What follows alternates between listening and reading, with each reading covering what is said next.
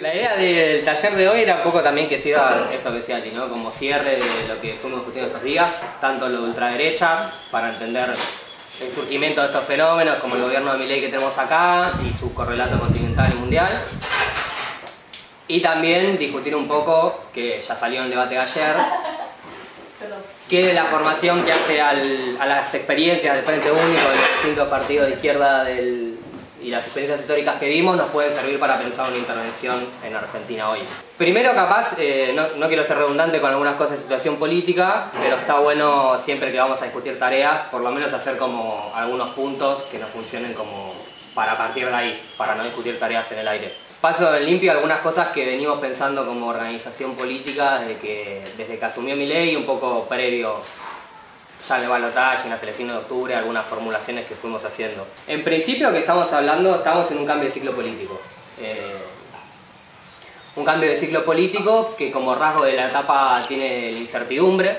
Estamos viendo transformaciones sociales, laborales, culturales, y también eso, económicas, y eso hace también que haya una reestructuración de la mayoría de las fuerzas políticas, no solo de las izquierdas, sino que la victoria de Milei implicó una desorientación, en principio para el conjunto del campo popular, pero también para un sector de la burguesía. Y bueno, ese escenario está en tensión y tiene varias características de incertidumbre.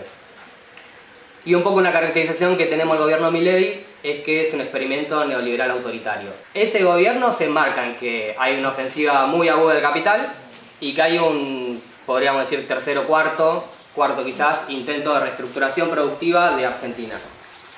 Esto es importante ponerlo en consideración porque bueno, es una obviedad desde el marxismo de las izquierdas decir que todos los gobiernos burgueses, capitalistas, ajustan y reprimen.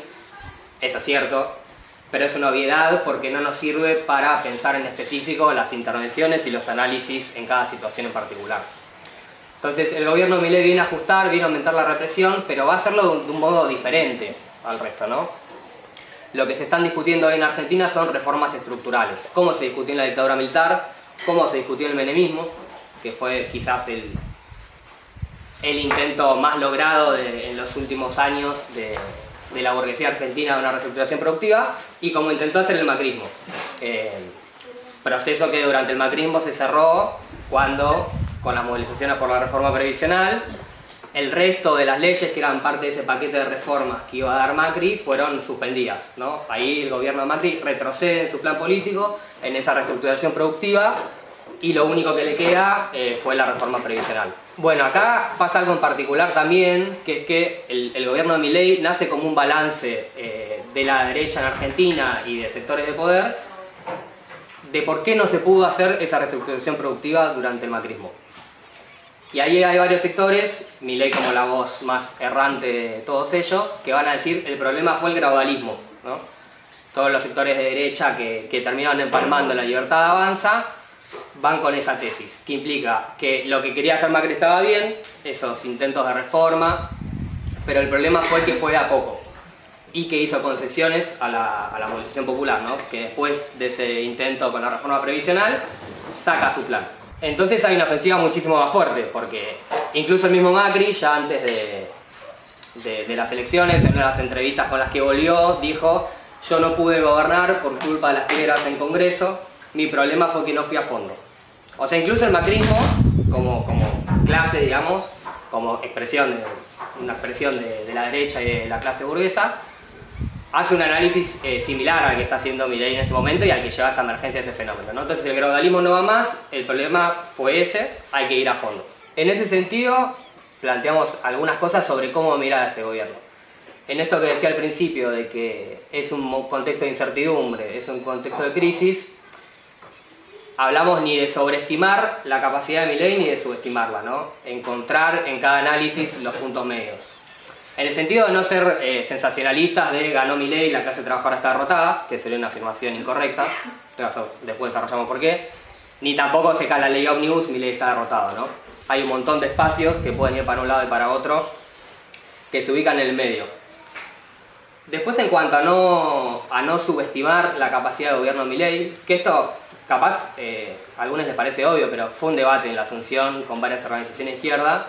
Varias organizaciones de izquierda en Argentina empezaron caracterizando que este era un gobierno débil que no iba a poder hacer su paquete de reformas. Que eso es un tema a discutir, porque el gobierno de Milei nace como una alianza entre estos sectores de la derecha y la burguesía que hacen ese balance sobre el gradualismo, pero también tiene otros aliados de importancia que pueden garantizarle gobernabilidad o expresiones más autoritarias, ¿no? Una es la figura de Victoria Villarroel como vicepresidenta, que es hay que verla como un cuadro político que los cuadros que le quedaron a la dictadura militar se esforzaron mucho tiempo en formar. Ella durante años fue a visitar tanto a los milicos que tenían domiciliaria como a los que estaban en la cárcel. Y por otro lado, que ahora con la ley Omnibus eso obviamente abre un nuevo capítulo, pero en principio lo que sería como el centro político de Argentina, radicalismo y otras expresiones de ese tipo, no sé, Schiaretti, todos esos partidos que están por fuera de Unión por la Patria, del PRO y de la Libertad Avanza, habían dado indicaciones, al menos no de pronunciamiento en contra de algunas y otras de expresión de apoyarlo en el marco del balotaje. La excepción es el radicalismo, que una parte, pequeña, pero una parte llamó a votar a Massa. Pero bueno, en principio, por ejemplo, esos sectores dejaron que se trate de la ley Omnibus y parecía que iba a haber un acuerdo. Entonces, en términos de este punto, que es si el gobierno de Milei tiene gobernabilidad o no, hay que analizar todos esos factores que implican los grandes grupos de poder económico, fuerzas militares, y por otro lado, que en general, en las experiencias en América Latina, que también esto tiene que ver con lo que charlamos el primer día, por ejemplo, la experiencia en Brasil de Bolsonaro, lo que es el centro político tendió a dibujarse mucho había quienes esperaban como que sea una posición responsable antiautoritaria, ese centro político en Brasil, y sin embargo terminaron votándole la gran mayoría de las medidas que Bolsonaro pasó por el Congreso. Esas son las cuestiones que nos hacen plantear que no hay que subestimar su capacidad de gobernabilidad. Y por otro lado, planteamos que no hay que sobreestimarlo tampoco, porque planteamos que la clase trabajadora no ingresa derrotada a este ciclo, ¿no? Acá hay un aspecto muy importante, porque el triunfo del paquete de reformas de Milei y del proyecto de la ultraderecha en Argentina tiene que tener sí o sí como suceso político una derrota a la clase trabajadora. O sea, el programa de Milei no puede avanzar sin una derrota a la clase trabajadora. Y esto, nos lleva a este punto de cómo ingresamos a este ciclo como clase. Venimos de un proceso muy agudo de desmovilización durante los últimos 4 años, con la pandemia mundial, además como uno de los emergentes que condicionó e hizo crecer eso. Pero además, pero por otro lado, si empezamos, que ahora nos metemos un poquito en ese punto, el balance de lo que fueron los 2 primeros meses de gobierno, tenemos distintos hechos que muestran que todavía hay capacidad de resistencia y movilización, ¿no? Acá como un paréntesis, en esto de que es un escenario de incertidumbre, de que no hay que sobreestimar ni subestimar, más que pensar como un escenario posible, más que decir el gobierno de Milei es así y va para este lado, preferimos pensar en varias hipótesis, ¿no?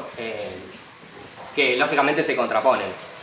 Por ejemplo, una hipótesis puede ser que el gobierno de Milei logre darle una derrota a la clase trabajadora, que implicaría que los paquetes de reformas que, por ejemplo, que lleva al Congreso, pero que lo puede hacer por otros mecanismos también, avance, por ejemplo, ¿no?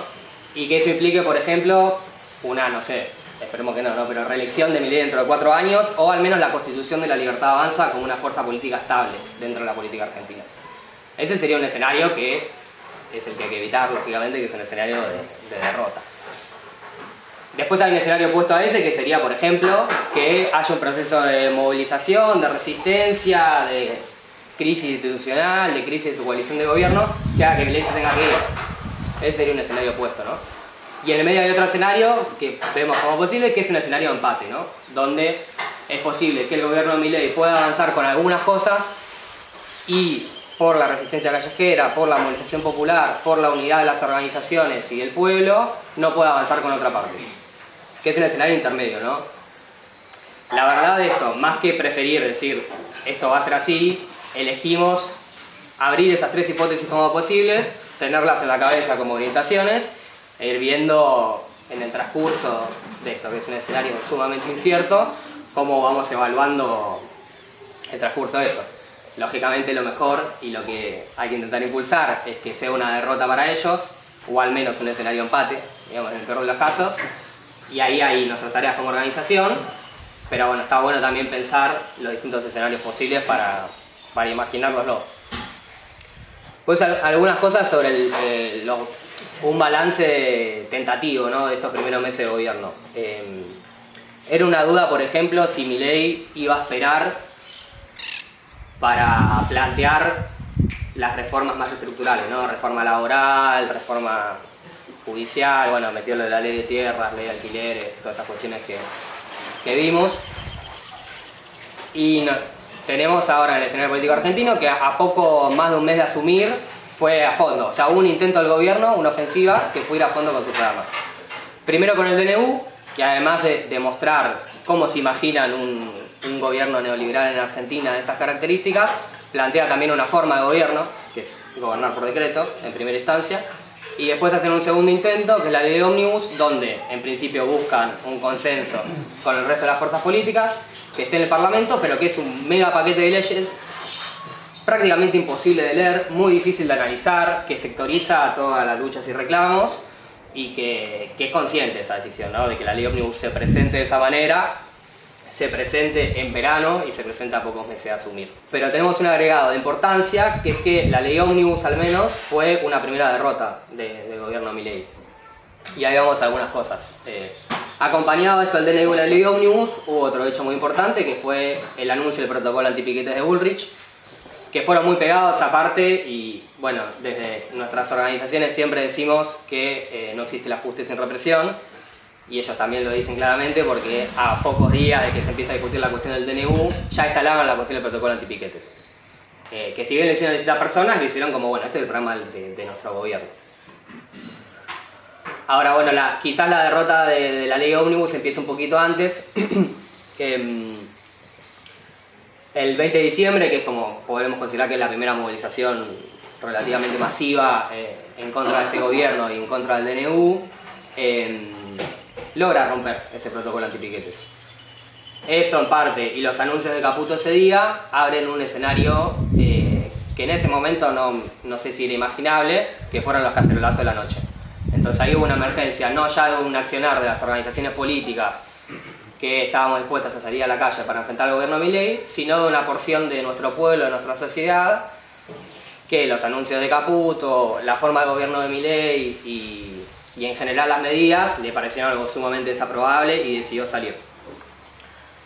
Todo está pasando muy rápido, así que es medio raro, pero en esos días discutíamos, había una sensación de miedo, incluso de las organizaciones políticas, de no saber cómo actuar ante eso. Si llamar a movilizar era muy apresurado, si llamábamos a movilizar cómo lo hacíamos, qué cuidados teníamos que tener. Y bueno, y eso abrió quizás un cambio de escenario político sobre eso que planteábamos, porque ese protocolo en primera instancia se rompió, más allá de que lo van a querer seguir aplicando, que es otra discusión, pero se rompió y hubo movilización a muy poco tiempo de asumir el gobierno. Después hay una serie de esto, ¿no? Asambleas autoconvocadas, cacerolazos, otras movilizaciones, otros planes de lucha por sector, que aparece la exigencia del paro general y termina desembocando en la acción del 24 de enero. Una acción de todo el campo político argentino popular, por un lado la burocracia sindical, gran parte de las organizaciones del peronismo movilizando, la izquierda, sectores sociales, las asambleas que habían surgido. Fue un punto de encuentro anti-Milei, ¿no?, con un programa muy general de rechazo al DNU, de rechazo al protocolo antipiquetes, que tuvimos ese paro. Ese paro fue muy masivo, de hecho algunos son como datos históricos que podemos decir si son relevantes o no, pero la única vez, por ejemplo, que la CGT había llamado a un paro tan rápido había sido el golpe del 55, ante los intentos de golpe en realidad de la derecha al peronismo. Después no tenemos un paro de la CGT que haya sucedido tan pronto. Que eso es un poco también indicador de la situación social. Un paro que en principio la CGT no quería hacer también. La CGT se había sentado a charlar y a intentar negociar en parte con el gobierno de Milei y fue rechazada incluso por el gobierno de Milei, no llegaron a un acuerdo y eso desemboca en el paro del 24 de enero. Pero bueno, también lo de la ley ómnibus, como parte de este escenario incierto, no se sabía si salió o no. Había varias versiones circulando, si tenían o no los votos. Después con la aprobación en general parecía que estaba todo cerrado. Y bueno, y ahí se combina un escenario que es el impulso a la movilización popular las conclusiones políticas que se toman del paro del 24 de enero, con una interna de la coalición de Libertad Avanza y el PRO con el resto de los sectores políticos con los que estaban decidiendo la ley ómnibus, que son los gobernadores provinciales y el radicalismo en mayor instancia. Y bueno, y eso abre un escenario político nuevo también, aunque no tiene tanto sentido decir que todo es un escenario político nuevo porque pasaron 2 meses. Pero digo, en relación a que veíamos cosas como posibles y que después sucede un hecho político, para el que obviamente trabajamos, no es que nace de la nada, pero sucede un hecho político que nos hace repensar lo que estábamos pensando hace 2 semanas. Estamos un poco en esa situación. Y bueno, y ahora el gobierno Milei está ante un problema porque ese paquetazo que decidió no hacerlo por DNU y pasarlo por el Congreso, ese paquetazo que expresa todo el programa económico y social del gobierno Milei y que ellos decían, tenemos los votos para hacerlo, esta es la versión de la Libertad Avanza, ¿no? Ganamos por más de 12 puntos, la gente nos apoya, al peronismo no le alcanzan los votos, todas esas cosas que fueron diciendo se le fueron desdibujando. Y bueno, tiene una derrota, que es que en primera instancia intentaron hacer algo que no lo pudieron hacer, querer ir a fondo. Entonces bueno, ahora también hay una discusión que hay que ver cómo se desarrolla. Sería para mí muy prematuro decir qué salida política va a tener el gobierno Milei a esto, pero bueno, hay sectores que en realidad le están pidiendo más gradualismo, o sea, mayor nivel de acuerdo y que no haya paquetazos, sino discutir cosas más por puntos. Y también hay otro sector de su base social y del interior de su coalición que plantea que esto necesita una salida que, bueno, si bien Twitter no es la realidad, ¿no? Y no hay que hacerle también caso 100% a eso, hay como una cosa de hacerlo mierda, el Congreso no funciona, que bueno, es otro punto político que no voy a desarrollar, pero lo menciono, que es que también hay indicios de Milei desde que asumió preparando un descreimiento hacia la institución de diputados y senadores, ¿no? Hacia la institución Parlamento. En su inicio el discurso queda de espaldas, ahora cuando no salió esto diciendo que son la casta y que por eso votaron todo así. Que bueno, en principio podríamos decir que son cosas que habilitan un giro más estilo gobernar por DNU. No sabemos, pero ese escenario también está abierto. Y bueno, después, por último, en términos así de análisis de situación, nos sirvió también para ver cómo actuaron el conjunto de las fuerzas políticas para el 24 de enero y lo que vamos de gobierno, ¿no? Por un lado, en principio, el peronismo, que está en una situación muy particular, con un vacío de conducción, planteaba que había que esperar de mínimo hasta marzo. O sea, esto era el discurso original, ¿no? Más allá de que fueron parte del 24 de enero. El discurso original era que había que esperar hasta marzo, que hasta que no se sientan los tarifazos y otras cuestiones de ataque directo al bolsillo, no iba a ser posible pensar unas movilizaciones en contra, y ya que se fue dibujando. Terminaron siendo parte del 24 de enero, y después existe cierto, por ponerle un nombre, ¿no? Peronismo social, o sea, gente que se reconoce peronista, pero no está organizada en ninguna de esas estructuras, que forma parte de las luchas sectoriales y las asambleas que se fueron dando, ¿no? Y después, como 2 puntos de esto, también como interesante pensar cómo están actuando las otras organizaciones de izquierda, los otros campos políticos que siempre analizamos. Por un lado, el Frente Patria Grande estaba un poco en esa lógica, fueron parte del 24 de enero. Después al resto de las convocatorias o grabó y se fueron delegaciones, pero no tuvo un rol de incentivar el dinamismo en la calle, digamos, contra Milei. Entonces se están proponiendo ser quienes organizan a los sectores del peronismo que quieren hacer cosas y quieren activar en contra de Milei y a llenar un poco el vacío político que deja en parte, ¿no? el corrimiento de la figura del CFK de la política argentina. Pero bueno, que en lo que fue en las jornadas en la calle están jugando ese rol que es un rol de apoyo de que eso exista, pero no una disposición de su organización a ser parte de un combate más cotidiano y directo. Por otro lado tenemos el FITU, que sí tiene eso. El FITU viene insistiendo mucho en la cuestión de salir desde que asumió Milei prácticamente, que viene siendo parte de las asambleas, que viene insistiendo en la cuestión del paro general. Pero que por otro lado también, que esto bueno, será parte de la discusión de las tareas y en relación al debate del Frente Único de ayer, está teniendo una lógica de no coordinación e incluso de limitacionismo, por decirlo de alguna manera, con todos los espacios del peronismo, que se expresa en tácticas políticas como la columna independiente, que es algo que están planteando en todos lados, o sea, de Chubut a Salta, sin sin mediaciones, como parte de lo que hay que hacer para demostrar que, bueno, que la CGT no está saliendo, que la CGT no está llamando a paro y ese espacio lo tiene que llenar la izquierda. Ahí deciden la columna independiente como mecanismo de intervención. Y por otro lado también construyendo en vez de construir puentes con los sectores estilo Frente Patria Grande o estos sectores que están adentro de Unión por la Patria, que están teniendo una política distinta, y se quiere, a la de Massa, por ejemplo, una política de discutibles, ¿no? Por ejemplo, el otro día en Congreso yo la columna de Frente Patria Grande directamente pusieron esa columna, se bajó a Máximo Kirchner a solidarizarse con la represión y también hicieron algo similar.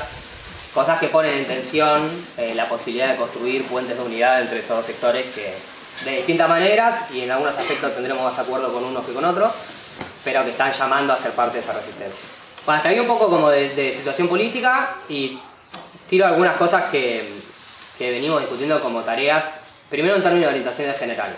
Sobre estos escenarios posibles, estas tres hipótesis que decía al principio, que sería, bueno, la derrota de la clase trabajadora y el triunfo del plan económico y social del neoliberalismo, este escenario más intermedio de empate social, de ganar algunas cosas y perder otras, y un escenario más de triunfo popular que implicaría que ese gobierno se tenga que ir o que entre en una crisis más grande. Pensamos que es una tarea central de nuestra organización, de las izquierdas y de todos los espacios donde militamos, lograr romper con ese paquete de medidas, o sea, que ese paquete de reformas estructurales de Argentina, el gobierno de Milei no lo puede realizar. Que eso, si bien no necesariamente es una derrota del proyecto y de la coalición, nos va a poner mejores condiciones para pensar que este experimento neoliberal autoritario en Argentina no funcione. También por otra cosa que no dije, pero bueno, está conectado con lo que se discutió el primer día, que es que los ojos tanto del movimiento popular en América Latina y del mundo como de las derechas están mirando este experimento también, en el sentido de que si triunfa va a restablecer las condiciones políticas de la región, ¿no? Esta situación más de empate que hay a nivel América Latina, de hay gobiernos de derecha que van, vienen gobiernos progresistas, se van, esta cuestión de recambio y más de empate, puede llegar a torcer esa correlación de fuerzas. Bueno, entonces en principio una tarea que planteamos es romper con ese paquete de medidas para lograr debilitar al gobierno de Milei y lograr una derrota de ese experimento neoliberal autoritario. De ahí se desprende muchas cosas que charlamos ayer, porque si nosotros decimos, bueno, hay que derrotar ese paquete de medidas, ¿cómo se derrota? En principio, orientaciones que son generales, y ahora las vamos a ir bajando en el debate también, pero bueno, planteamos en principio una cuestión de unidad de acción lo más amplia que se pueda, está siendo la línea que venimos trabajando, tanto en la lucha callejera como en situaciones más políticas que implican la derrota de la ultraderecha, como lo fue la posición que tuvimos en el balotaje, que hace más una posición, si quieres podríamos discutirlo, ¿no? Pero más que dialoga un poco más con una cuestión más frente único, políticas de ese tipo. En ese sentido necesitamos construir una unidad popular, social, dispuesta a derrotar ese paquete de medidas que formen parte de todos los sectores políticos que sean posibles. Eso como uno de los puntos. Esa tarea va a requerir que donde podamos seamos impulsores de procesos de lucha, de organización de espacios sectoriales, que en los que ya existen participemos y llevemos esta línea también, la necesidad de una lucha unitaria contra el gobierno de Milei, y que pensemos en qué planos esta unidad de acción y esta política exploratoria, le podemos decir, de frente único, puede llegar a constituir incluso no solo comunidad callejera, sino más como una cuestión más, si se quiere, de programa mínimo. Es decir, si al calor de esa resistencia, ese intento de frenar el paquete de reformas, podemos llegar a construir, dentro de ese marco de alianzas con el que vamos trabajando en unidad de acción, algunas consignas y puntos programáticos donde podamos actuar un poco más allá de solo la resistencia callejera con esas organizaciones. Que eso en principio lo estamos pensando como una política exploratoria. Y después hay otro debate que tiene que ver con, que también salió ayer, la construcción de una alternativa política, ¿no? Vemos obviamente que es una gran ausencia, no solo de nuestra organización, sino de nuestro espacio político, no tener una alternativa un poco más unitaria entre las izquierdas que vemos la necesidad de esta lucha en unidad de acción para ofrecer, y cómo consideramos que hay que trabajar para eso. En ese punto pensamos y reivindicamos que Poder Popular es una organización que nace de la fusión de tres grupos. Eso no creemos que se agote solamente en esa experiencia que hicimos, sino que es algo que, de ser posible, hay que seguir intentándolo replicar. Y que también todos estos debates sobre cómo tiene que ser la resistencia a Milei y la necesidad de frenar ese experimento neoliberal autoritario, hay que llevarlo como una discusión a las organizaciones con las que consideremos que tenemos más afinidad y ver si existe la posibilidad de construir una herramienta política. que en principio bueno, también será parte de los debates, cuál es nuestra situación con nuestro marco de alianza particular en ese tema. Y después dos cosas más y cierro. Una es que vemos una reactivación de la movilización popular. Si veníamos de 4 años de movilización, está ocurriendo que están surgiendo luchas y incluso espacios de convocatoria que a veces incluso no están convocados por organizaciones políticas, o que algunos están convocados por organizaciones políticas pero son mucho más amplios. Vemos bastante gente también que alguna vez fue parte de organizaciones políticas que está volviendo a querer organizarse. Y vemos también esto, una reactivación en general de la lucha callejera, como lo del 24 de enero fue un hecho de masas muy grande. Y en ese sentido pensamos que tenemos que discutir cómo sobre esa reactivación de la movilización popular destrabamos un mecanismo de acumulación para nuestra organización. Creemos que hay que pensar con creatividad cuáles son las formas en que a toda esa gente que está saliendo a la calle, esa gente que se quiere organizar contra Milei, nosotros le perfilamos tanto a Poder Popular como un espacio organizativo, como propuestas concretas para que esos compas se puedan acercar y puedan tener una experiencia organizativa más duradera. Y después otro problema que vemos, que hace a nuestra organización, pero que hace en general también al ciclo político lo que viene pasando, es que también es distinto a otros escenarios de lucha política en Argentina, que las juventudes están teniendo otro rol. No hay una ausencia de las juventudes, porque eso sería incorrecto plantearlo siempre, pero sí que en comparación a otros periodos, donde por ejemplo el movimiento estudiantil en Argentina tenía otro rol en términos de articulación, de coordinación de espacios políticos, eso no está ocurriendo. Y ahí vemos también que en la mayoría de las organizaciones nuestras y de nuestro espacio político hay un problema generacional también, ¿no? Hay muchos compas que empezaron a militar en la época del kirchnerismo y en el medio tenemos medio un vacío político. En nuestro espacio hay una tendencia incluso al envejecimiento de las organizaciones y en ese sentido pensamos que hay que trabajar fuerte una política hacia las juventudes que no implique lógicamente ser que gente que está totalmente por fuera de eso piense políticas para eso. O sea, también en ese aspecto pensamos que hay que sumar a nuevas camadas de compas y que tienen que ser esas nuevas camadas de compas las que tengan lugar en la organización para pensar esa reactivación. Pero sí pensamos que hay que discutir el problema de las juventudes en Argentina en este contexto como un problema en general que no está pudiendo resolver ninguna organización política. La acumulación de todas las organizaciones de juventud está siendo baja y como también destrabamos una participación en juventud en el movimiento estudiantil más activa.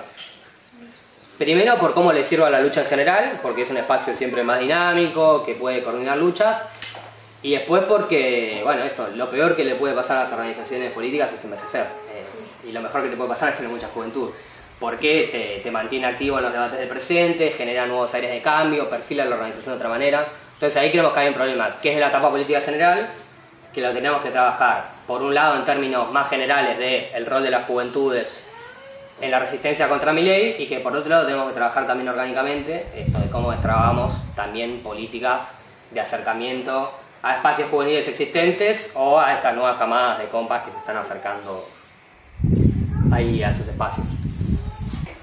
Y bueno, después por último, yo capaz estaba diciendo como planteando distintos planos de unidad, ¿no? Quizás ahí un poco, y como para cerrar con la exposición, vemos que está bueno, si bien a veces esquemáticamente nos sirve discutir esas tres cosas por separado, ¿no? La unidad en la calle, la construcción alternativa política y la consolidación de nuestra organización, está bueno verlo como cosa distinta. También está bueno pensar cómo esas tres cosas en realidad se piensan así porque están totalmente relacionadas y cómo la existencia de una depende para la otra. Es decir, si nosotros, por ejemplo, queremos construir en perspectiva una izquierda con una vocación de pelea unitaria que sea más de masas en Argentina, bueno, necesitamos que Poder Popular también tome otro lugar en esa iniciativa, tenga otra fuerza para impulsar esa iniciativa, y lo mismo con las organizaciones de unidad en la calle.